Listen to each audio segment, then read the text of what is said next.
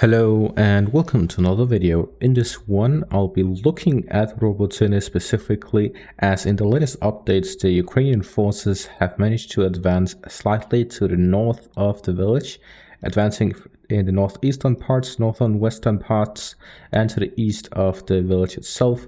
So we're seeing the Ukrainian forces attacking from three directions in the area of Robotyne, where the heaviest fighting is within the village itself. So I decided to take a look at a thread that is from May, where a user on Twitter, now known as X, mapped out satellite images and so on of the fortifications ahead of the first line of defense.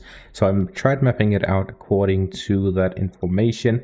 As we see here, this is a comparison between three different maps he's laid out. One is topographic, one is a satellite view, and the third one is split into different sections. So the one that is split into different sections, he defines the first one as initial minefields, where there's a lot of forward positions and mostly just minefields. The second one is the Robotyne area, where the most fighting has been ongoing for the past 2 months. As we see, all of the fighting throughout August has been happening in the second line.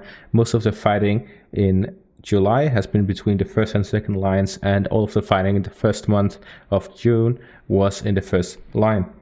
So far the Ukrainians have not broken through the second line, but we may see that happen very soon.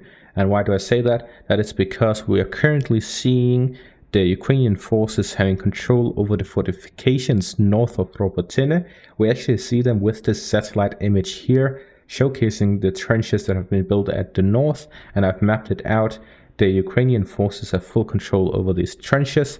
And then we take a look at the other fortifications they have. To the west of Robotyne, we actually see that there is a line going all the way to Kopani, which is this village right here. So the Ukrainian forces have to break through these lines here to the west of Robotyne, otherwise they'll not be able to use the main road through Robotyne and down south to the main line of defense. They would have to go through the eastern parts. And the interesting part here is, according to the maps, the Russian forces do not have any further fortifications in this whole area other than the main line of defense. So if the Ukrainians push through the east, then there's only the main line of defense ahead of them. So most likely what they're doing right now is fighting over Robotyne, where they are only lacking a few fortifications to the west and to the south of the village, after which there's essentially nothing between them and the main defensive line in the south as well. Here to the south through the main road, there are some fortifications. There are 2 stops by the road itself, fortifications here essentially preventing a advance through by some dugouts and trenches to try and prevent a Ukrainian rush through. We also see this south of Robotyne itself. And then we have this outpost here to the north of Novoprokopivka. And then we have this one, the final one. This is a small stop before the village of Ilchenkovo, here to the ahead of the first line of defense. So the Russian forces here have multiple stops south of Robotyne. However, these are all in the fields. So if the Ukrainians continuously bombard these with artillery, then you should be able to launch an attack through it. So with the current front line being so close to these fortifications, at the very most 10 kilometers between the current Ukrainian positions and the main line of defense, the Ukrainian forces' artillery will be able to hit all of these fortifications. So most likely the Ukrainians are currently striking all of these fortifications. Meanwhile, they are attacking the village itself of Robotyne, because as soon as they actually manage to take control over Robotyne, they can actually start their main push. And their main push and final push will be a strong one, where they go straight south through the village of Robotyne, Novoprokopivka and Ilchenkovo, and down south to the main line of defense, and to the east towards Verbove, where there is no other fortifications other than the main line of defense. This is to put a lot of strain throughout this whole area, trying to pressure the Russian forces in this whole area. Now that they have control over this area here as well, they also have control over fortifications to the east of Robotyne, which means that this whole area that I've lined out from Verbove and down south to Ilchenkovo, the Ukrainian forces will be able to advance and attack the main line of defense of the Russian forces in this whole area. This is a very wide part of the first line of defense, and it is very significant that they are able to actually take control over the fortifications in this whole field.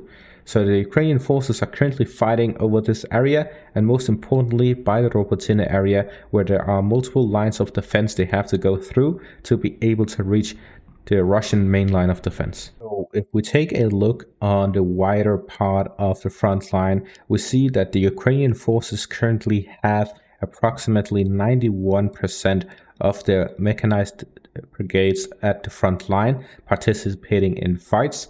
They have one located in Zaporizhia in reserve, one in Dnipro in reserve, and one in Kharkiv in reserve. So if the Ukrainian forces have these two in the Dnipro and Zaporizhia areas in reserve, go to support the main push south of Oryhiv, these two most likely include the Abrams tanks and the Challenger tanks.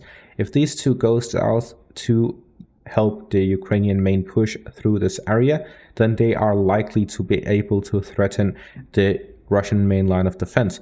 So what we're currently seeing is that they will most likely commit 100% of their forces to the front throughout the whole front.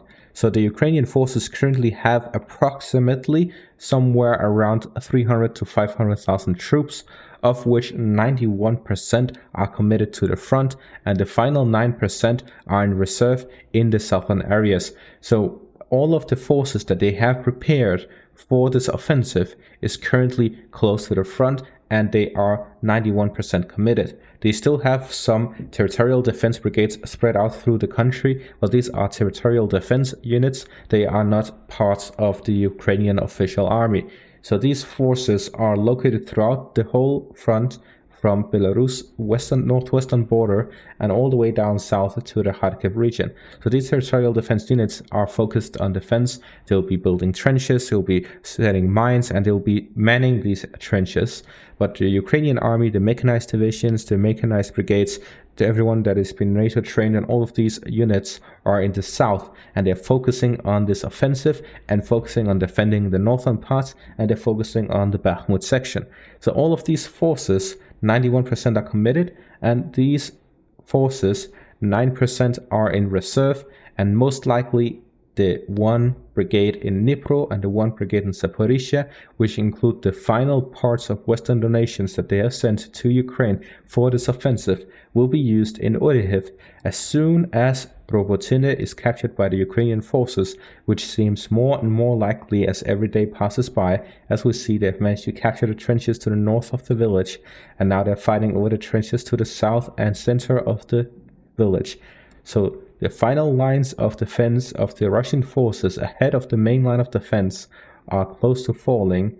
This indicates that the Ukrainian forces are preparing their final units to participate in this offensive for a potential breakthrough of Russia's main line of defense. However, what we've seen so far is that the Ukrainians have had so much difficulty pushing through the first two stages of Russian defensive lines, which indicates that it is very difficult for them to actually break through the main defensive line, because the main defensive line, as shown in these pictures, include way more intricate fortifications than these forward positions, which are mainly consisting of mines and trenches. And that is going to be all for this video. Thank you for watching, and have a great day.